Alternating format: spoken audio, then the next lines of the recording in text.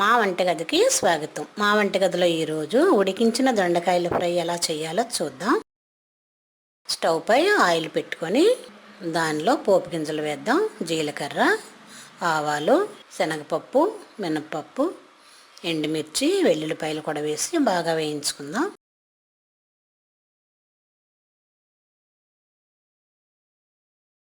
పోపు బాగా వేగిన తర్వాత మనం ముందుగా ఉడికించి ఉంచిన దొండకాయ ముక్కలను కూడా వేసి ఒకసారి కలిపి మూత పెడదాం. ఇలా 2-3 నిమిషాలు నూనెలో వేగనివ్వాలి.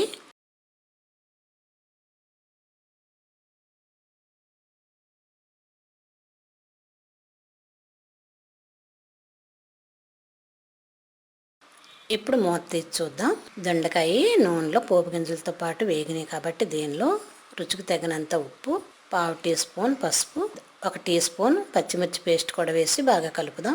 ఒకసారి కలిపి ఒక 2 నిమిషాల నుంచి స్టవ్ ఆఫ్ చేసుకో. ఇలా రెడీ అయిన దొండకాయ ఫ్రైని ఓ బౌల్లో తీసుకొని సర్వ్ చేద్దాం. మా వంటగదిలో ఎంతో సింపుల్గా చేసుకొని ఉడికించిన దొండకాయ ఫ్రై రెడీ. మరిన్ని వంటల కోసం మా వంటగదిని సబ్స్క్రైబ్ కాగలరు. ధన్యవాదాలు.